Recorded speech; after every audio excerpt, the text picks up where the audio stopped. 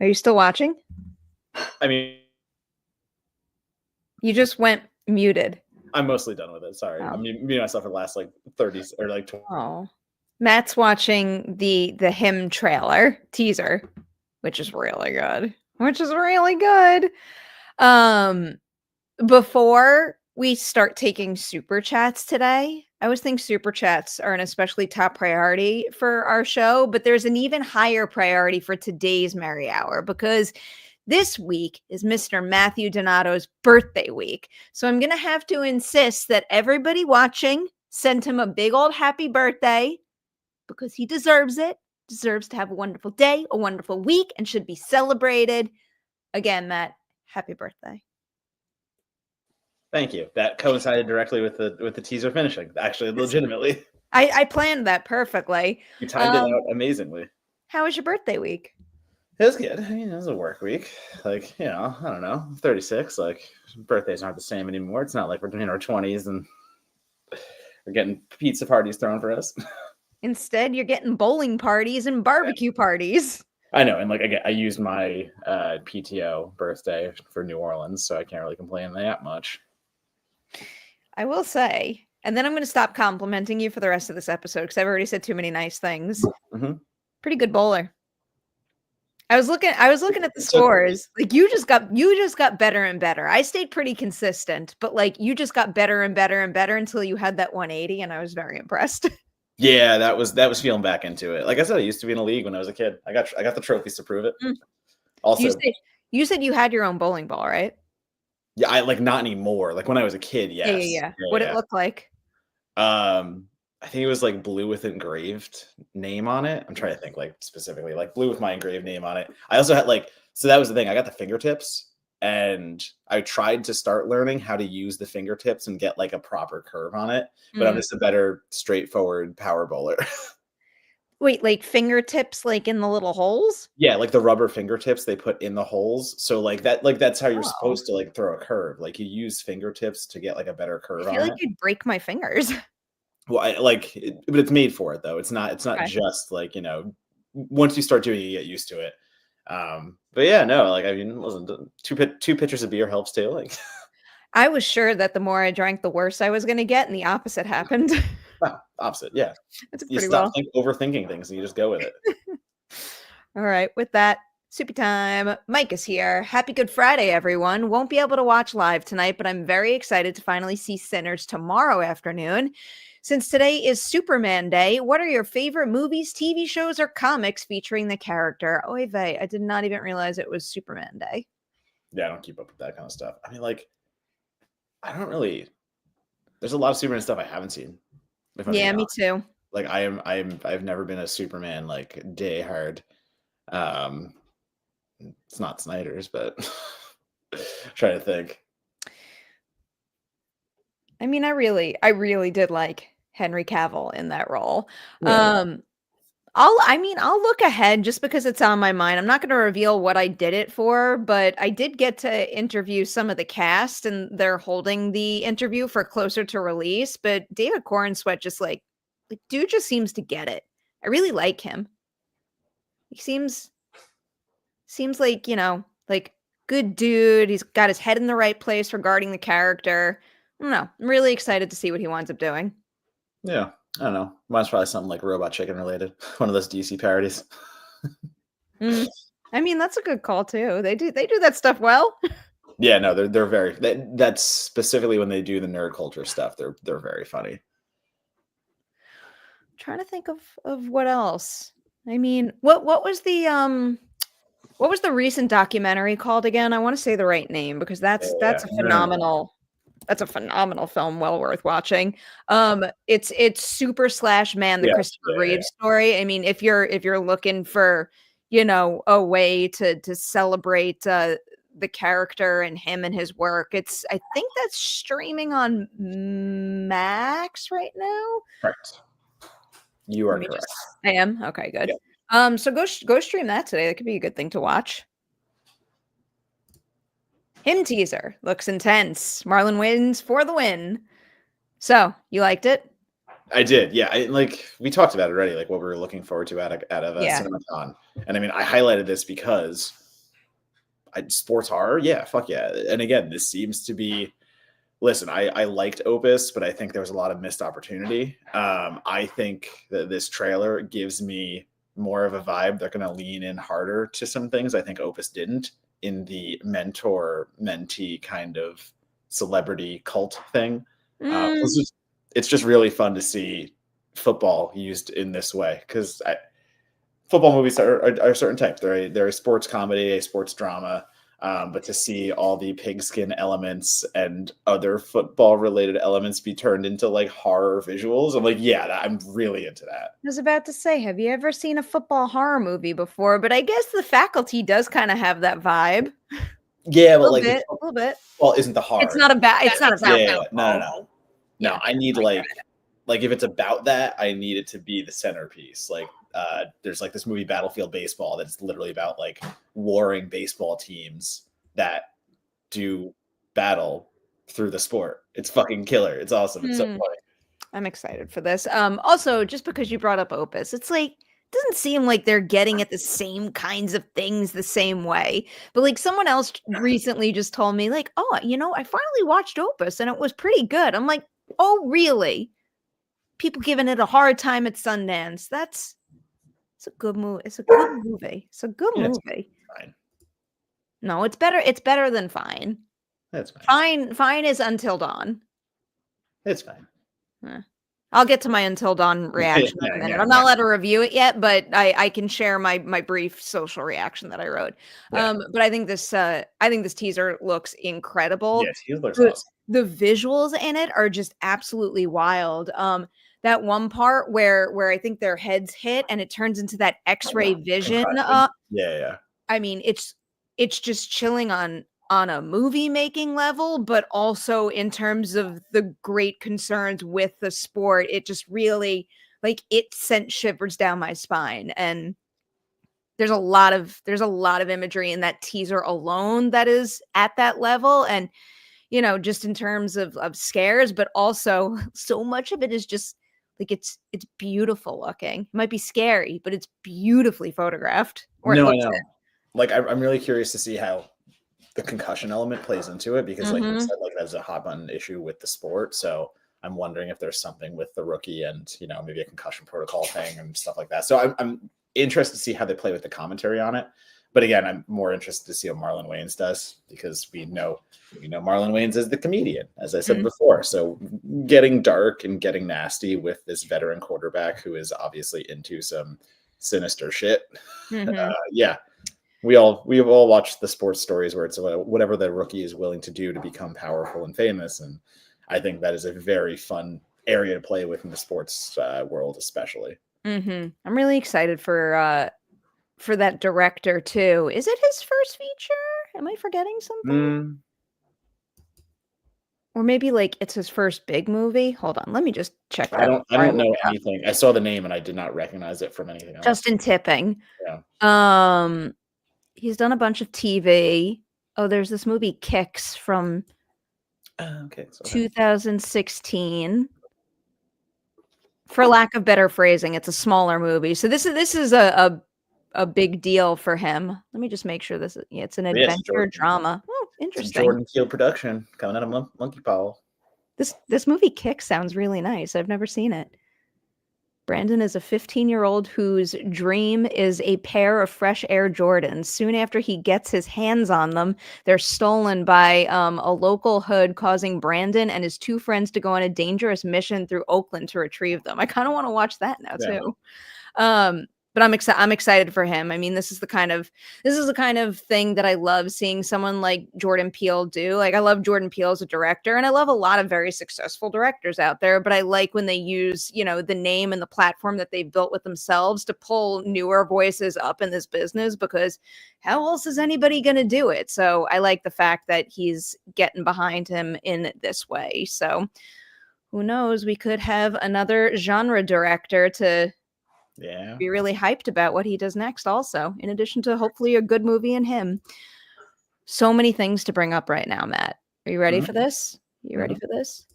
So many birthday shout outs. Thank you So all. many. I appreciate that. So many. This makes me very happy. A year older and no Yes. more wiser. I'm not gonna argue with that. Vincent says, "Happy birthday, Matt, and adored sinners." 4.5 out of 5. I agree, Vincent. I gave We'll it get that there. exact same score. We'll get there. We'll get there. We'll get there. Got an A+ for sinners also. Oh, Matt got oh wait, I didn't bring it up. Get up there.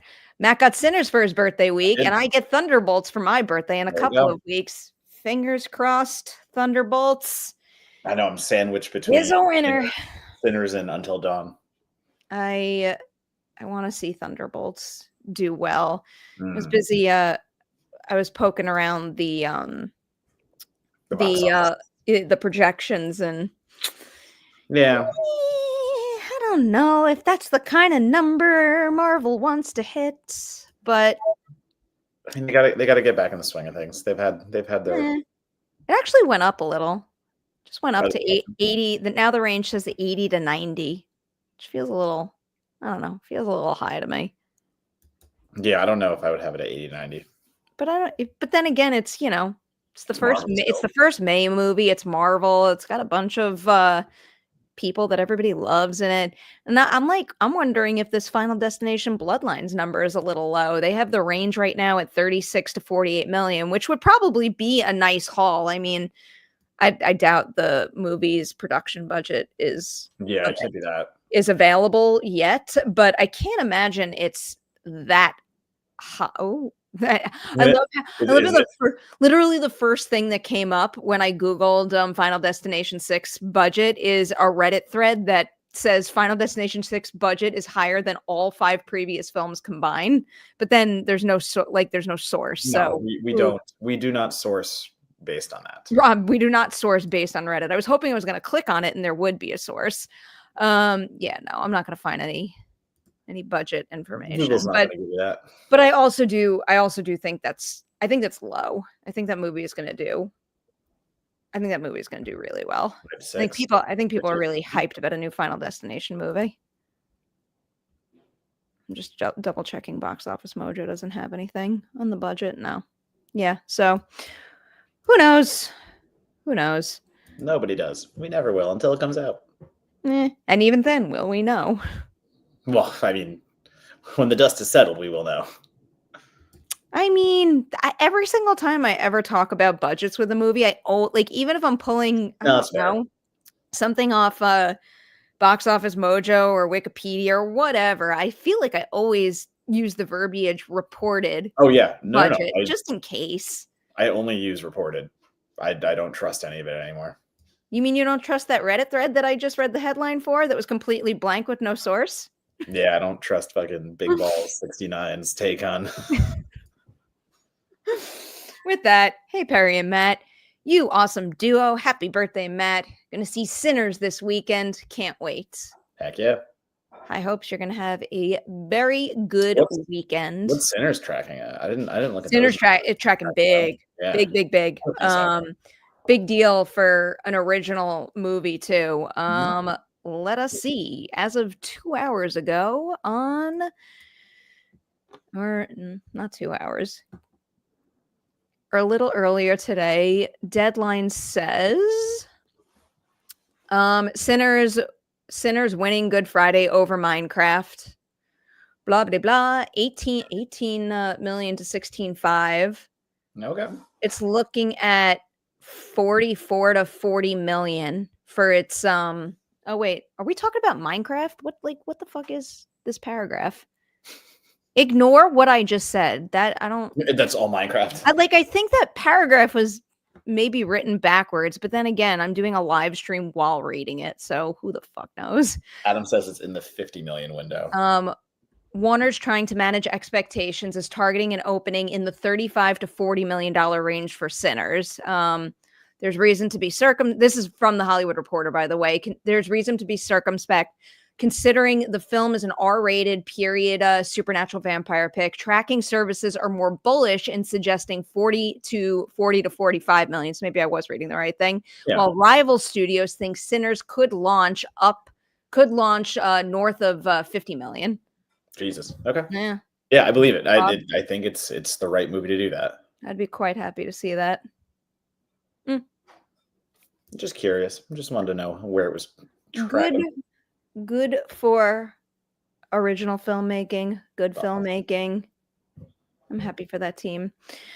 What else did we have to talk about tonight before Sinners? So just so people know, we're going to obviously, as we always do, save the Sinners spoiler talk for the very end of the stream so that we don't have to cut anyone off who hasn't seen it. Right before that, we'll do a non-spoiler review. So until then, we got some chat time if anybody wants to ask questions. And then I also said I would read my Until Dawn reaction because I saw that movie. You can read that now. Read it.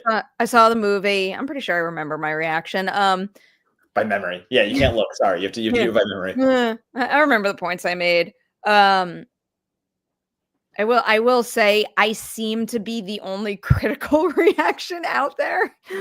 Shocked. I thought it was good. I will lean into what, we kind of joked about earlier. I do think I think it's a fine movie. I enjoyed it. I've never played the game before. I know some things about the game, and I also obviously have heard all the chatter about how the movie story is quite different. Mm-hmm. But as someone who really loves horror movie magic, like, the blood and the guts of it all, I thought that this concept really kind of scratched those itches for me because it's the time loop concept. So it's basically like creative kill after kill after kill. And I think they're all really well done kills, but every once in a while it would teeter into the kill feeling, maybe a little too familiar and maybe having been done better elsewhere. So, it was a little hit and miss with me in that respect. And then as far as the story goes, the thing that I did point out on Twitter that I'm remembering is like the inciting incident for the movie is the main character's sister goes missing, and the sister gets her group of friends like get together to go back to the place where she went missing, blah, blah, blah. And that's where they get caught in the time loop. Like the sister going missing is basically, the thing that gets everything going. And I never really felt the weight of that. So that was a little disappointing. But on the other hand, the sister that we do get to follow through the movie and her group of friends, I thought worked really well. In large part because I think the cast dynamic is great, and I thought they all like breathed a unique and fun to watch sense of life into their roles and had good chemistry with each other. So that part was very effective for me. So that's where I stand right now.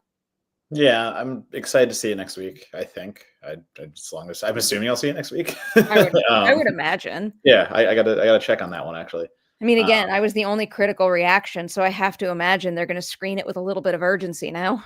Yeah, I'm just really curious to see how it all works going this far away from the game. I just understand that it's not really, I mean, you can tell in the trailer, it's not really the game itself. And, the game itself is so incredibly cinematic that I didn't want a 1-for-1. Like I already have the game to play through that is basically a movie. So that's the part where I'm just really excited to find out if they pull it off, or nervous in the sense of like, why isn't it Until Dawn like actual adaptation at that point if you're not even gonna like do basic mechanics of it? And like, I mean, it's also the idea of like Graham and Larry Fessenden like wrote the story for Until Dawn. Like they wrote the entire story out, and like they're not even involved in the movie or get credit or anything like that, which I think is very odd, because everything is there to be turned into a movie. They laid a great groundwork. I think it like literally broke the record for like biggest screenplay for a video game ever.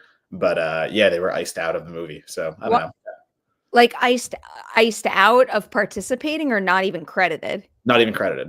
Seriously, I'm just 90% positive they're not that I don't believe you, but it just I just wanted to pull up the press notes to see if their names were written anywhere. I don't see a Larry in here, so I'm assuming not. Oh, that's disappointing to hear. And that makes me like, that's what makes me think like how far off base they go, because like if there's nothing in there that they even have to credit Larry or Graham on, Kind of interesting. Yeah. Curious choice. I'm eager to hear what you think after you see it. Yeah. Back to the Shoopies. Favorite hostage film. Mine Ooh. is Denzel's Inside Man. Inside Man's good. Right. I like the movie. It was the Bruce Willis movie is Hostage, where Ben Foster goes like cuckoo crazy pants. Yes, I think that's the one. Yeah. Pretty sure that's it. He scares me in that movie. I'm just checking to make sure. Yeah, that's Yeah. yep, that's Hostage. Yep. He scares me in that. No, that's a good one. I mean, honestly, mine's The Loved Ones. Like if we're talking hostages. Oh, so good. I love that It's so movie. fucking good. That I think that one's it's more of a horror movie, but it still is a hostage movie. Same Like, thing. that's gonna go out there for me. Those are some good suggestions. Movie Man Show says Cinemacon footage at AMC on Tuesday. Can't wait. Really? Oh, that's cool. They Are they showed just all. screening it all? I don't know. That's pretty cool though. That's a fun Cinemacon little way to AMC. get people involved. Ooh. Oh wait, no, never mind. I thought this was what it was. This is just talking about the window. Here's an IndieWire article about it. You too can come to the theater to watch 70 minutes of just movie trailers. Cinemacon, blah blah blah blah blah. Now the movie theaters are no, this is just reading the snarky stuff. Select movie theaters nationwide will screen some highlights of Cinemacon 2025, a curated presentation of trailers, extended scenes, and other promos that you can watch in your local theater before that footage eventually gets played. Before this article is so snarky. I actually do think that's a really nice idea, though. Yeah, I mean it is. But like there is a little bit to it of like, hey, pay to see this stuff. It's gonna be online anyway. I mean, as someone who really likes trailers and always, likes a little teaser in advance, whether it is a trailer or a scene, I don't know, giving people the option to check out the stuff. And also, like, I do understand it's like, what are you paying to see trailers? But we got to get people back in the movie. So if paying to see all this stuff months in advance builds hype and helps someone figure out what they want to then spend their money on to see in full form, I don't know. I don't see any harm in it. No, I don't think there's harm in it. I just do think it is an interesting corporate grabby idea. I mean, if it was maybe a singular studio being like, pay $20 to see our 5 minutes of footage that we screened at Cinemacon, I might be a little mad at it. But, putting together like a feature length package of all that stuff where people can sample all the movies, I don't know. I kind of like that idea. Yeah, no, I'm not against it. It's just a funny thing to think about. What are you going to see? Trailers. But don't you get trailers? Do you get trailers before the trailers? Do you have to sit through trailers to get to the trailers? Yeah, honestly, probably. Probably, yeah. You probably have to sit through me and the trailers. I'm sorry. Gotta sit through it all. Hi. Apparently a lot of theaters, but not all, not just AMC. Okay. Interesting. Interesting. There was something you were going to review too. Oh, wait, we got another one. I would pay to see this. Wicked for Good teaser might be shown at that event. I already saw it at Cinemacon. I want to see this. What is Wicked for you? Wicked for Good? Yeah, I'd pay just to see that teaser. Yeah, that's fair. What was the movie you were going to review? Oh, I saw a little, I shouldn't say little. It's an Ashley Green horror movie called It Feeds. It's actually turned out okay. Okay. There's this company in Canada called Black Fawn, and they do distribution and also like production company, and like they've just slowly. What is it called? Black Fawn. I heard like black, like the kids thing. What is it with Baby Shark, Pink Fong? And I heard Black Fong, and I'm like, it's like the evil version of Baby Shark. I mean, that could be a thing. Right? But no, they've been around for a while, like cornering the market on like indie horror in Canada. So like this is their latest film, It Feeds. It's actually really creepy. Like it kind of feels.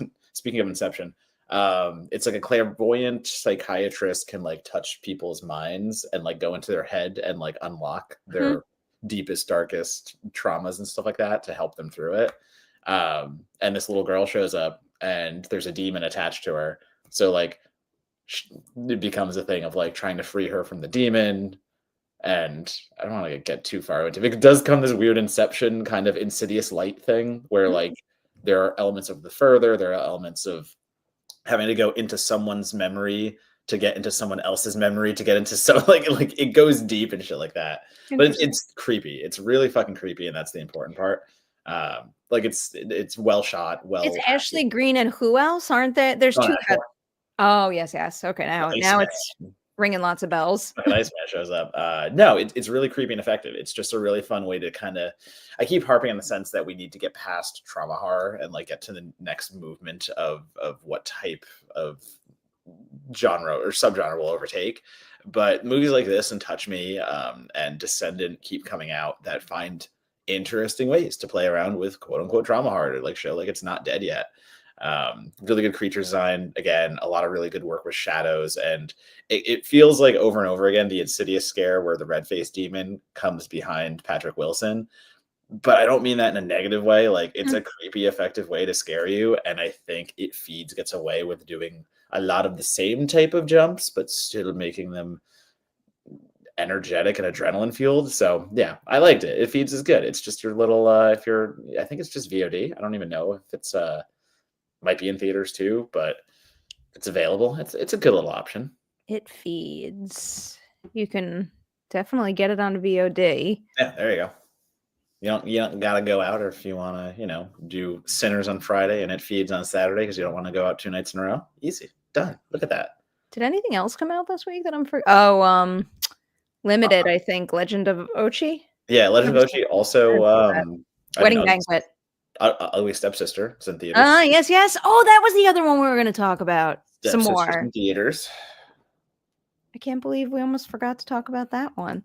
It's solid week for horror between. Yeah, really great week for horror. I mean, I can't recommend The Ugly Stepsister enough. I still think that's in contention to be one of my favorite movies of the whole year. That was the one that really turned around my Sundance for me. Like that got me, energized and really like buzzing off of like good creative cinema from newer voices that I wasn't super familiar with. For anyone who needs a little Ugly Stepsister 101, it's essentially turning the Cinderella story on its head, and it's told from the Ugly Stepsister's perspective, and it asks the question, how far is she willing to go to meet Cinderella's standards? And by exploring that idea, they tap into a whole lot of body horror that is incredibly well done. And even as someone who doesn't really get squeamish in theaters and can watch just about anything happen on screen, there's a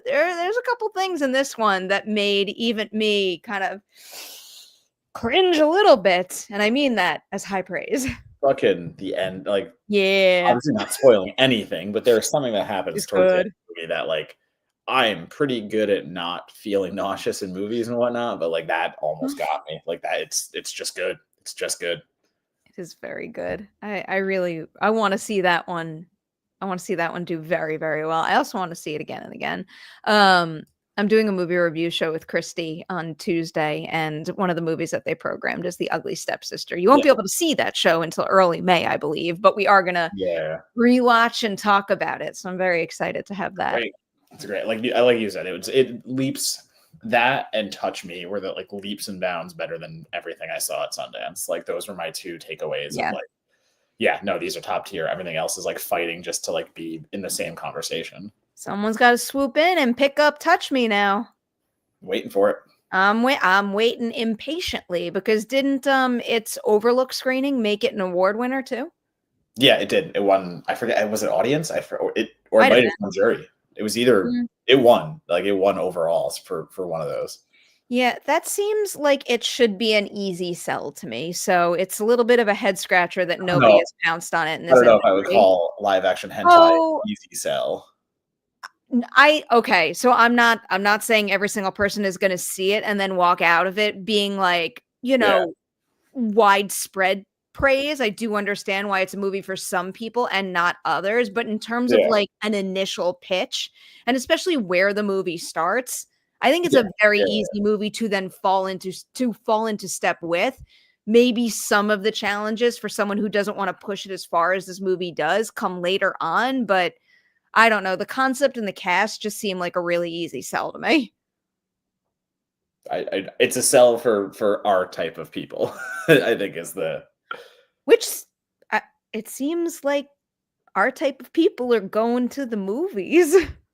That is fair. I don't know. I mean, we're talking about you know, a bold original horror movie and Sinners doing really well. I understand it's, you know. Yeah, but Sinners and Touch Me are not in the same conversation. I'm not saying they're the same. I'm just saying that original horror, bold swings have the opportunity to do better in the theaters than, let's say, bolder swings in other genres. I feel like people are willing to be maybe a little more open-minded and try things. And I mean, like with Sinners, we also have to credit the cast and the of director. course, and it's like, not a one for one.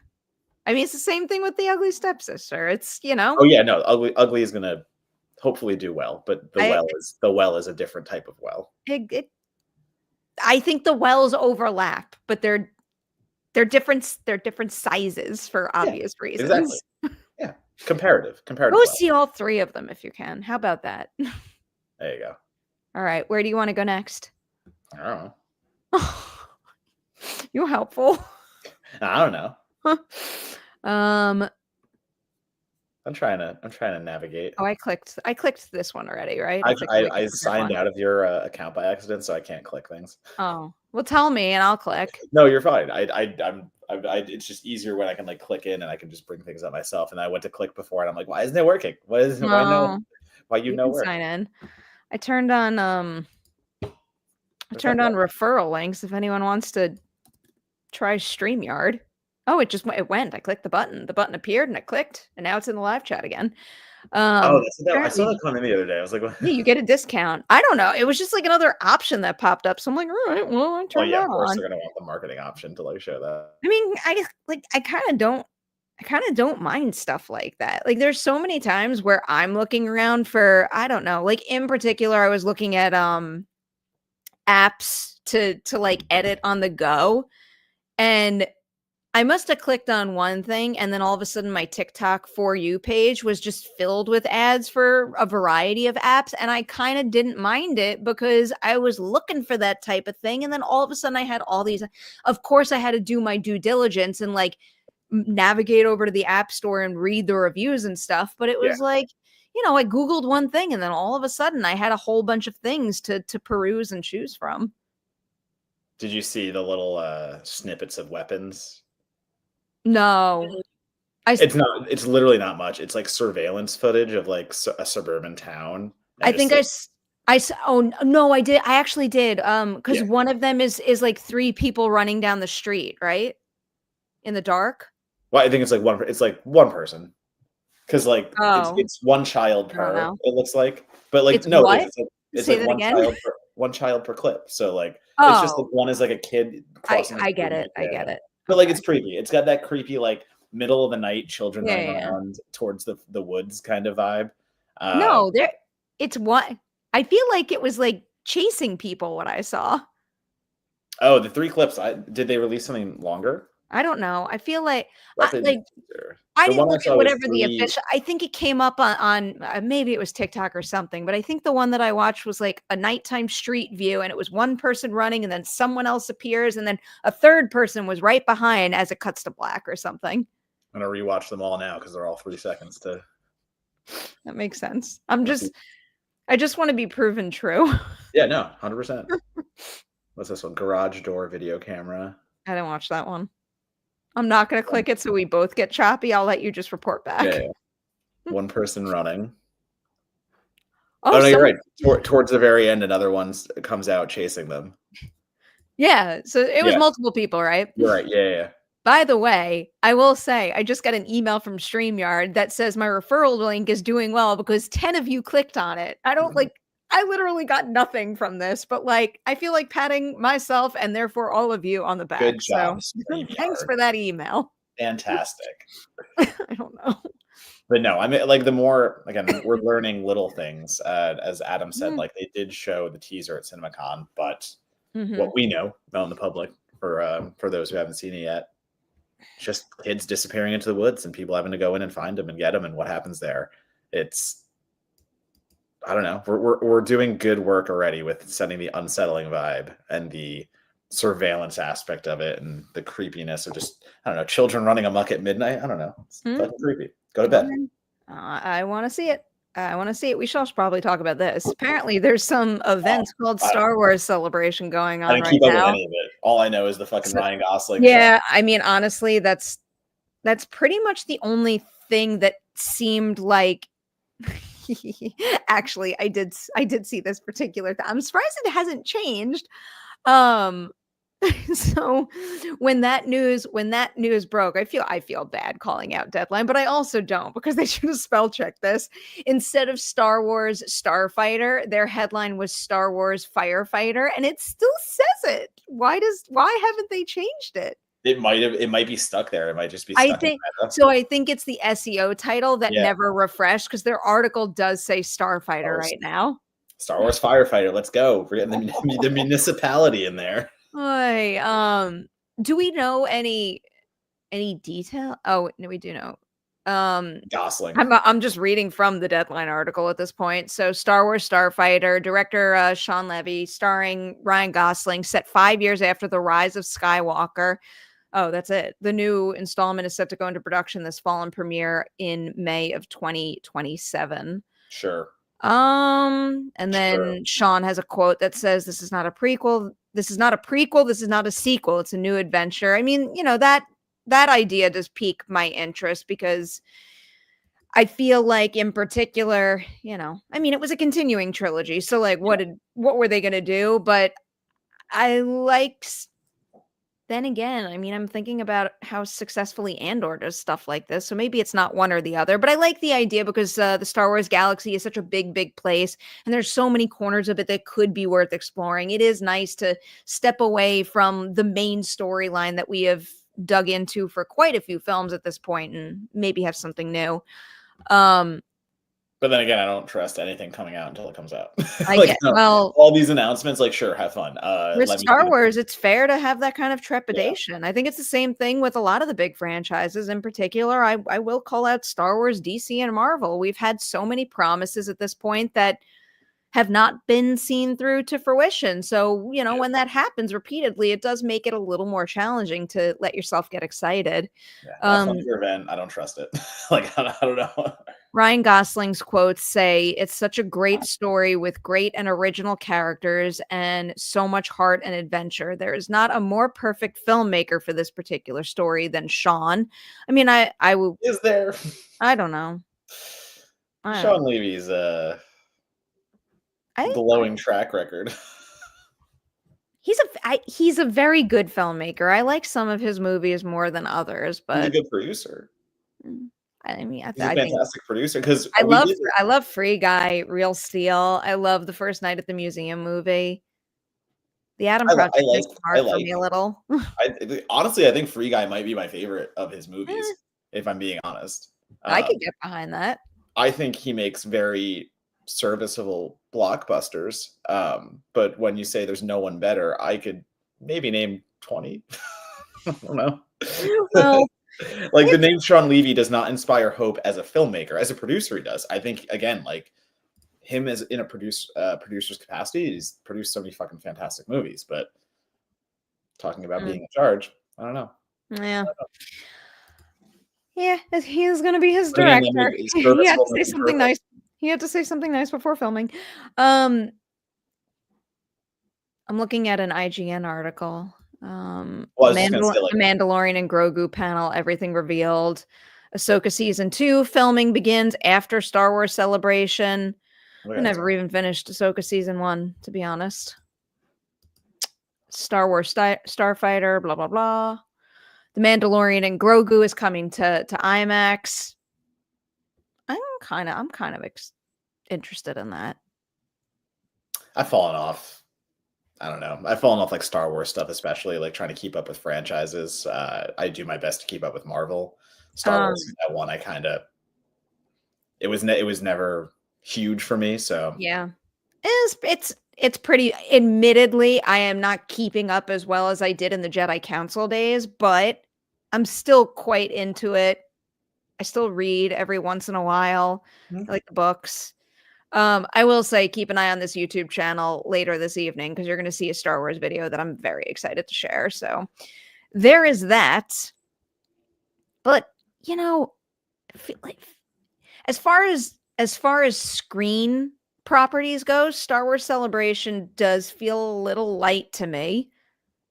Because really, what else? What else is there? So like they made an announcement about Ahsoka filming. There's this Starfighter announcement.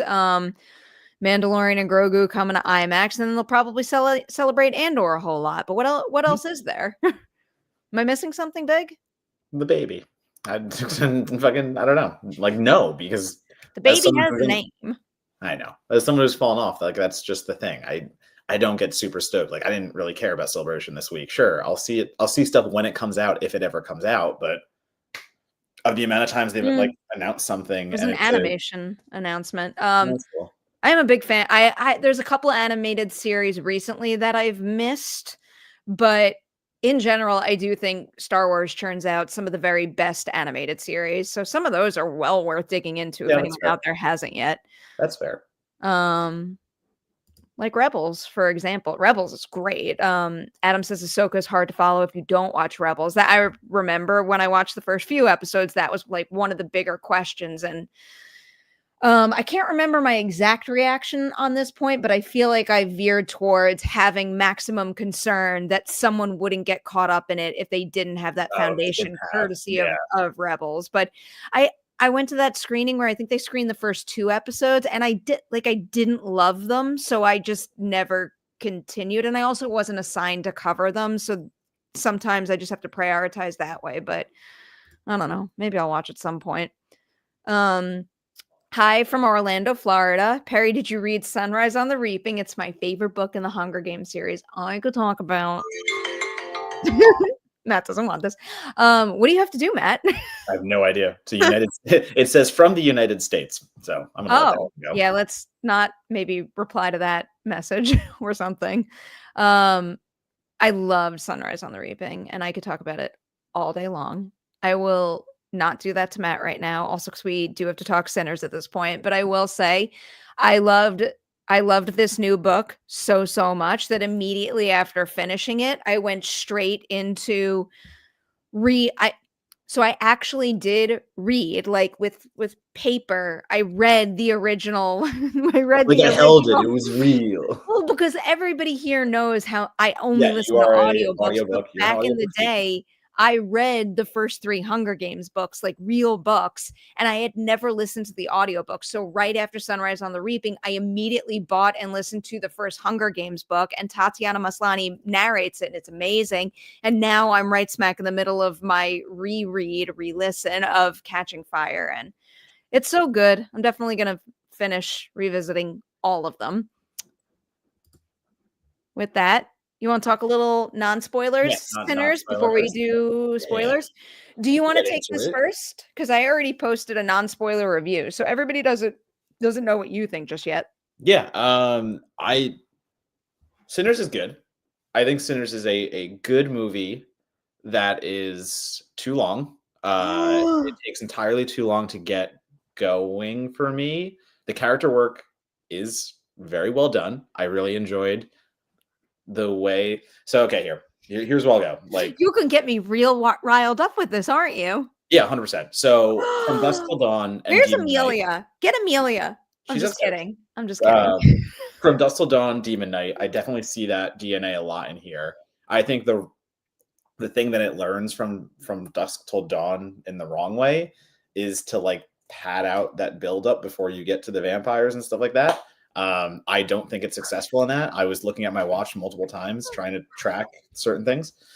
I also think that when it does get there, it fucking rips. It's so fucking good. Like I think there's the balance between the drama and the horror, and obviously like the racial tension and everything it's trying to do, the brother story. There are so many threads being pulled at the same time. And again, performances are fantastic. The musical elements are so well put in. Ludwig's score, one of the best of the year. We're going to be talking about it come fucking Oscars. But no, it is poorly paced, in my opinion. And getting to trying to do everything does not work in the 2 hour and 17 minutes that I think it does, as well as it could have. But it's still a good movie. It's 3.5. Like, it's like a positive film. I know you loved it. It's fine. It's wonderful. Okay. Yeah, I knew you would appear, and I'm happy you are here. Yeah. I think the movie is just utterly brilliant. I respect the fact that you think it takes too long to get going. That does tend to be one of my favorite parts of, horror movies and disaster movies. I love that build up to like the crazy thing happening. So the fact that he takes his time introducing us to all these characters to the point that I care deeply about them and just gives me a good understanding of what they're trying to do with this juke joint before things go to shit. Like, I needed that. I enjoyed that, and it made the second half of the movie, I don't know if it's exactly even, but it made the more horrific elements of the movie in the back half that much more exhilarating and meaningful to me. So I for one loved it. I thought the pacing was spot on. I also think a big part of the reason why the introductory portion of the movie worked really well for me is the casting. I think every single character in ensemble this, is fantastic. just like pitch perfect casting across the board. Michael B. Jordan is so damn good at creating two characters. I love what he did with the dual role. I feel like people know this already. I've been talking about Wumi Masako for years. I think she's so good. She's so freaking good. She gets a lot of high praise, but I think we are like well past the point where she should have been a household name already. She's so like the second His House came out, I'm like, oh, stop everything and watch everything that she makes. And she delivers every single time. In the fall, I watched her BritBox series, Passenger, and she's really, really good in that too. But anyway, I think her casting is a prime example of finding the right person to ensure that what is on the page and what is solid really comes to life in a way that pulls you in and makes you feel a character's whole world. I think she does that especially well. I'm trying to think of for me, Delroy Lindo. I can't click on it. I want to click on the fucking thing so hard, but it's Delroy is so good. So good. And again, like I'm not arguing any of those elements. I think like the biggest things for me are the ensemble and the music. Like I think that is what elevates this Sinners to a degree that is so good. And again, it is a good movie. I can't get past like a 4-star. Like I'm still right below that, but it's. There are reasons I'm holding reasons for that spoiler conversation. Like there are things I will get more into, but yeah, overall take like it's. I think it's doing a lot of things that are powerful. I think it's doing a lot of things that really resonate in a lot of spot moments, but there are just it's what you said before. Like you said, half and half. Like the first half of the movie and the second half. It's not. It's like the first 2/3 and then the back third, and then it's trying to finagle things that again I'll get into in the spoiler portion of why I had problems with it. I just think its weakest aspect is being a horror movie, and it's an action. It's a good action movie, but like I just think its weakest elements are, and again I'll get into that later. I'm trying to think of how to even reply to that. Like my mind's going in a million directions. No, not even without spoilers, but like when you say like its weakest aspect is being a horror movie. I'm like, what does that even mean to me? Like, does that mean I didn't feel the viciousness? I felt the camera cutting away from things. Oh no, I'll disagree on that. Yeah, I thought a lot of the visuals are very good. I thought some visuals were also lacking, and there was muddy cinematography. I think the cinematography is so stunning. It is stunning in a lot of parts, but there are some tracking shots that lose focus. And you better not be talking about one particular shot that I am utterly obsessed with. I don't know. It happens right smack in the middle of the movie. Oh, the musical number? No. Yeah. I'm not no musical number. I'm not referring to any of those. I think that is one of the most ingenious visuals like maybe I've ever seen. Yeah, the musical numbers again are the draw of this film. I actually think there's some outdoors dark scenes that just kind of lose texture. I will also strongly disagree with that. There Mhm. was I just wanted to also bring this up because I didn't Oh yeah, name fucking Miles Kane debut. Yeah, before. yeah, yeah. Oh boy, what a debut. That is a very, very talented young actor that no doubt, especially after Sinners winds up being a huge hit its opening weekend, no doubt in my mind he will go on to do many, many more wonderful things. Legitimate question, because I didn't look this up actually. Was that him playing guitar as Yeah, well? I was reading the production notes, like Yeah. putting the work. Yeah, In the work. that's again like fantastic musician on top of being a good performer, like doing everything at once. It's I whenever think you see a movie like this, yeah. before this he worked with her. I think Oh that shit. was his Okay, thing, so yeah, if I remember so the yeah, notes no, yeah. correctly. If you're working with her, you're doing great. She's the coolest too. I Fucking still cool. can't believe I Her got is to sit down. awesome. Yeah, I got to sit down with her at I get to South sit by down Southwest for her documentary and just for like her. Just so many hurts. like just a really cool No, minds, and I she fucking appreciated how she her is approached great. filmmaking. Um yeah. Yeah. Adam's Yeah. reading Again, my she's mind right now. fantastic.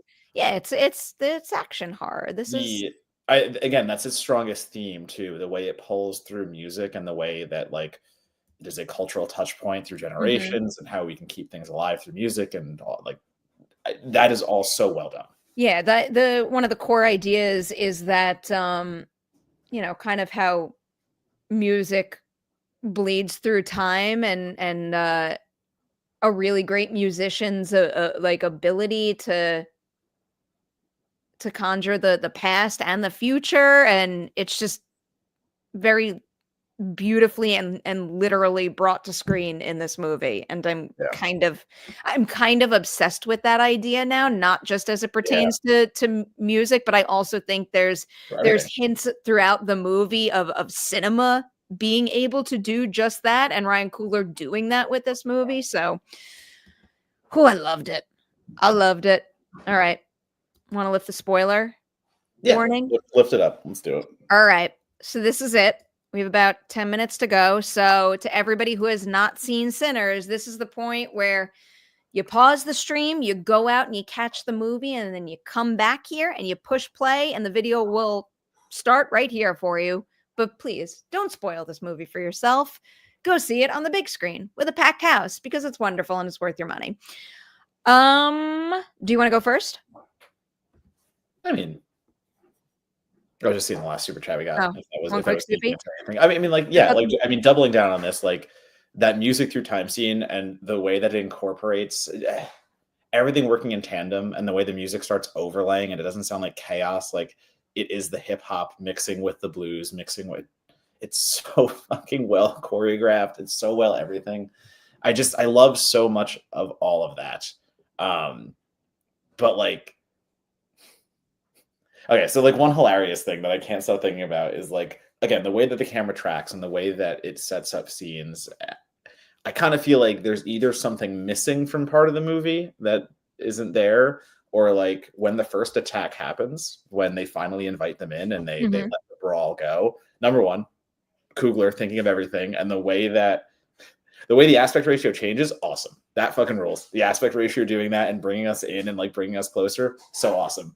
But then the attack starts, and like three people who were never established to be in that barn with them at any point die. It is Wait. I think you lost me. You're so not they attack in the you're not barn. talking about the attack on the house. It's the In, barn. We're in the barn. yeah, the juke joint. Oh, In the okay. juke joint, they attack, and there are three characters that die immediately that have never once been in the juke joint with them. They are three ancillary characters who don't have names, and they are just there to die. And it's very confusing because it doesn't fit with the storytelling they've established at that point at all. They were the only ones alive at that point. There was no one else in there with them. So why are there now random NPCs dying on on screen? So that was interesting. Things like that. And Okay. again, the cinematography that I felt got a little muddy. Well, number one, the pullaways. So just elongating the idea of like we don't get any gore until the very end, and we don't need gore. You can have a good movie without it. But when you have some of those early kills, and it's always the same thing where Jack's character is about to pounce and about to convert someone, and we just cut away immediately. Like that gets on my nerves a little bit. I'm not gonna lie. So like you already have the really long lead in, but then you still don't want to show us any of the feral vampire stuff. So you're gonna cut away, and it's the constant tease, and you constantly tease us for like an hour and a half minimum before you get there.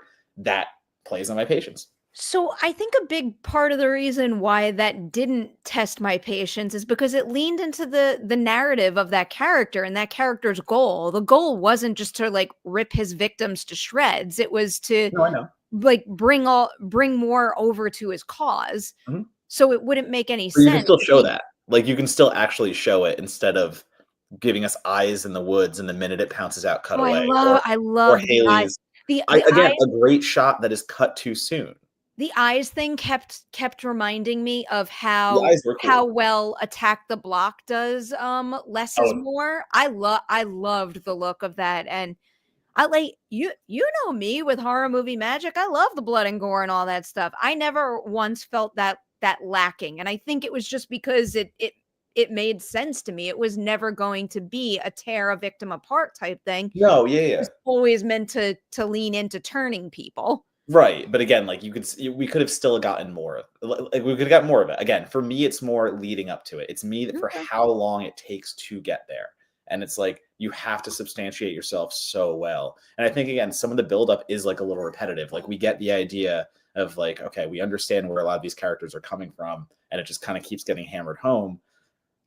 The big thing for me is 217 played a little long in my perspective, and again, for what I like for a movie.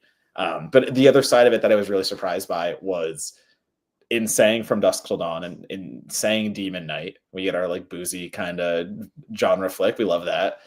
It did feel very Tarantino in a specifically Inglourious Basterds and Django Unchained type of way, where like it lets the movie be angry as well as reflective and cathartic.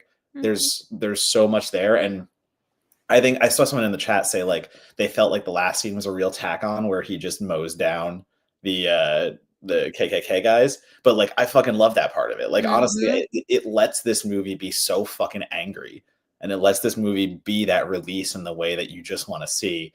Like when he's just pumping bullets into that final KKK member, that all I could think of was literally like a Tarantino fucking historical rage type of scenario. So I wasn't expecting that exact portion of it. So I was very happy about that part of it. Yeah, I dug that. I also think it was a great use of end credit scenes too. Oh my god, yeah, that's right. You guys stayed, right? Yes, okay. Yeah. I can tell by the way so many people got up. Like I kind of understand like people still being able to like the movie if you don't see the very last one. Like no, I kind of liked it. I liked having that moment. That middle one is just it's vital. I found that so incredibly satisfying, and I love when I sit through credits. I mean, I like to sit through credits in general because I do like to respect all the people who made it. But for folks who don't necessarily sit through them and want something out of it, if they're waiting for a mid or an end credits, I like when a movie delivers in that respect and doesn't necessarily like make a joke out of it. And these really served, I think, a very beautiful and effective purpose. So were there two? There was the one in the bar with the three of them reuniting, and then there was another one of Miles playing at the end. Oh, so okay. I did not stay till the very end. Then. We stayed at okay. If someone wants to, has the time, is able to, whatever, stay through the end. But the big meaty one is the three of them reuniting in the bar, which I'm like, I thought that just brought the whole story and all of its themes and ideas together so beautifully. I agree with that. Yeah. Which like that was also just listening to Buddy Guy play, like an actual blues fucking legend. There's so much thoughtfulness again, going back to the music and like love the score and stuff like that. I haven't even uttered a single word about the music. How dare I be like that? No, it's like for me, it's like the way that you get the guitar twang on the blues, but then also when the vampire stuff hits, like it's that cathedral gothic shit in the way that just overlaps. Again, I think Gordonson has one of the best, Yeah. what we will talk about as one of the best scores. I can't Yeah. say that because there's Oh. a lot of movies left, but Ah. for my money, I think this one's going to be talked about. Yeah, I feel pretty damn confident that this is gonna be one of my, if not my favorite score of 2025. I mean, Ludwig Göransson's work usually winds up having that kind of honor in my Yeah. book, and this in particular, I found everything that I was listening to absolutely breathtaking, whether it was something that was, a performance that was built into the narrative or just his score in general. And I don't know how he uses certain instruments to tie into I Yeah. mean, that was the big thing with the movie for me. I don't think I've ever, I mean, now that I'm going to say this and someone's going to be like, well, what about this movie? I've never seen a score and musical goals tied into the narrative quite like this before. I Yeah. mean, I've seen that done well, obviously, but not maybe in this kind of fashion. I really do think it a one of a kind experience overall, but basically a score like I've never heard before. So Mira Demand said, did the vampire dance number work for it? Like, yes, Rocky Road to Dublin. Like, there's that scene worked for me so well to establish like all of them being the community, and like it is more than just being vampires. Like, they want to make that entire community, let's say, and turn the script and stuff like that. But I think there are like 3 super chats and some comments that I think are worth getting into. So start Okay. with, I think Paul's the first one, right? Yeah. Paul? Gotcha. Yeah. I wish they explored the idea of people choosing to become vampires more. By the time they did, they were already clearly the villains. Also, I want a movie about the Native American vampire hunters. I mean, number that would like the name of that. Yeah, I wish we did get a little more with them. That would have been cool. Like the hunting. Someone else earlier was like, "Were you surprised that they didn't show up again at the end?"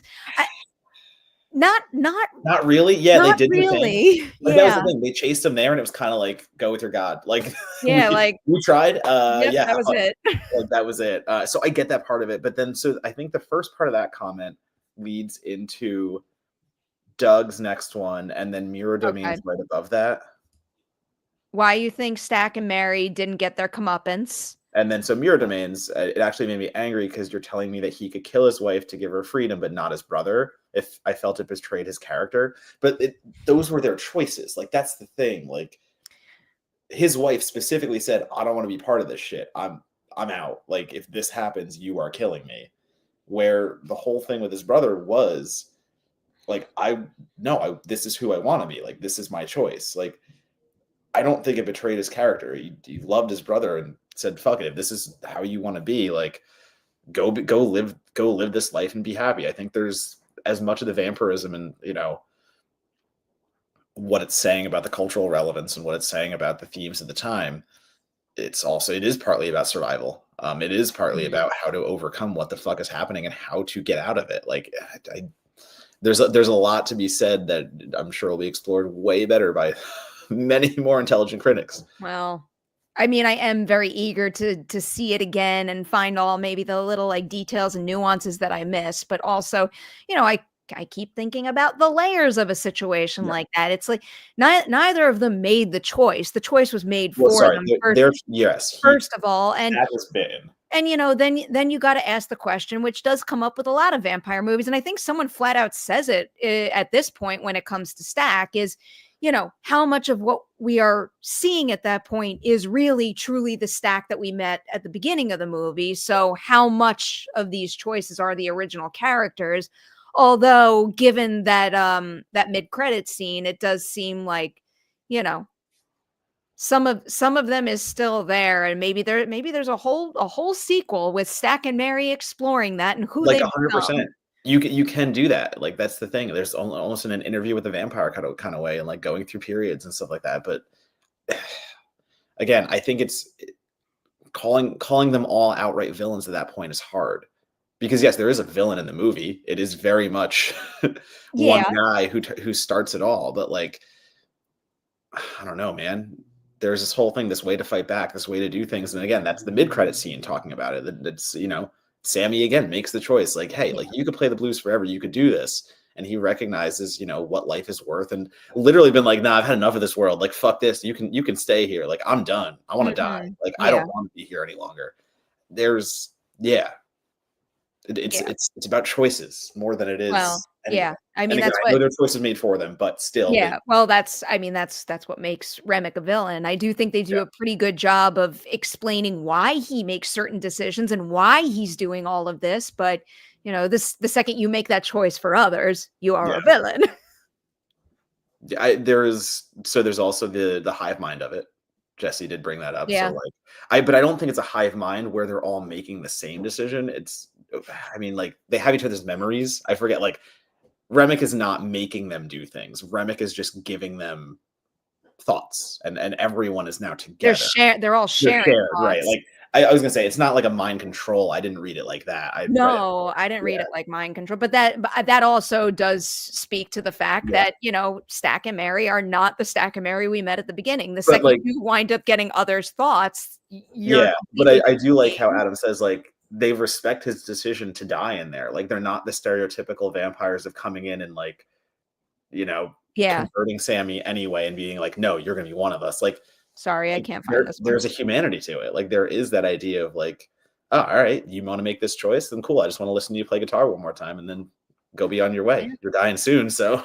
I mean, this is why I like the movie so much. They're just so like I think the movie just does such a brilliant job of feeling like, familiar vampire movies that I can't stop watching, Yeah. but also adding all these really thoughtful, refreshing layers that makes it a one of a kind experience that yes, I'm gonna rewatch over and over, and then it'll set a new precedent for the vampire movies that come down the line and it'll, build on it. So Sorry, you can Holly's bring that other super yeah, chat up. yeah. The I was just coolest it's a thing. fun conversation to have there, like Yeah. I kinda wish the vampire stuff was kept secret. My friends had no idea and was having the time of her life. I understand the beginning being long for folks who knew. Still a 10 out of 10 for me, though. I like, like admittedly, I thought about this. like, you can't because the vampires are the sell. From a marketing standpoint, you've gotta tell people it's a vampire movie and not just a juke joint, like, shoot 'em Yeah. up flick. But, like, how cool would that have been? Legitimately, how Given cool would that have been? given how well the movie is tracking, I can't say anything bad about this movie's marketing campaign and how No. they built up hype for it. But I would be very, Yeah. very curious to see theaters full of people just, like, lose their shit when they're like, "It's vampires." That would have been the greatest trick to Would have pull been that in. Oh my god, that would have been fucking amazing. would have been very, very cool. Any final points before we wind this down? No, I think that's good. Yeah. It's, again, we've vocalized where we stand on this, and again, there are a billion conversations to have about Sinners too, which is the mark of a good movie. Yeah. Like that is again too. Like it's Honestly, just so many different I ways. would love to talk about it again with you after we each see it again. Yeah, 100%. And knowing going in, I think maybe it's that idea of like anticipation, like someone said, like honestly in that super chat, like the Yeah. anticipation Yeah. of knowing where we're going and like how long it gets there. Maybe now knowing how long it gets there, like Yeah. Well, I different. mean, I think there is something to be said for this movie and many others, but specifically as it pertains to Sinners, when you know the way that, vampirism works in this particular realm and what everyone's after and how everything goes down. When you go back to the beginning, you start to find little things that, we're teeing up Yeah. the big reveals and the points that the movie are making that maybe you missed the first time around. Who knows? With that, promote some stuff before we say goodbye. Sure. You can find me at Donatobomb, DONATOBOMB. And that's primarily going to be Blue Sky, Instagram, and Letterboxd. And you can also follow my podcast, Certified Forgotten, at Certified Forgotten or Certified Forgot, depending on where you're searching. But yeah, you can just find us on Apple, Spotify, anywhere you listen to podcasts, and we talk about horror movies with 10 or less critic reviews on Rotten Tomatoes. So hopefully discovering little hidden gems. This week's episode just went up. A movie called Blood Punch, a little time loop thriller about a love triangle and having to kill each other over and over again to figure things out. So yeah, that's what we do. We have fun convos. Go check that out. Mm-hmm. In Ladies Night Land, the last ones were the Yellow Jackets ones. Actually, last weekend was the triple weekend. We had Sophie Nélisse, Courtney Eaton, and also the drop one with Megan Fahey. Those are lovely. And I can also tell you which one's going to go live at some point this weekend. We recorded it yesterday, so it's been a little bit of a fast turnaround. I don't know if I'm going to get it up tomorrow or Sunday, but I could say it out loud because I QC'd the video and I know it exists. It's one more Yellow Jackets one. It's with Lauren Ambrose. I'm very excited about that. There you go. I will say though, the only disappointing thing about that conversation is like, one, I could talk about Yellow Jackets all day long, but her filmography and just list of achievements is down to the floor. I had 45 minutes with her, and I will tell you, we barely scratched the surface of all the wonderful work she has delivered over the years. But I'm really excited to share that conversation with you, and I'm keeping my fingers crossed we get to have many more in the future. So, well, that's what's coming your way. With that, let's wrap on Merri Hour. We will see you next weekend with another one. Everybody have a good holiday weekend, I believe, right? Oh, yeah. Easter. Easter. Happy Easter, on Sunday. Enjoy. See y'all soon. Ham.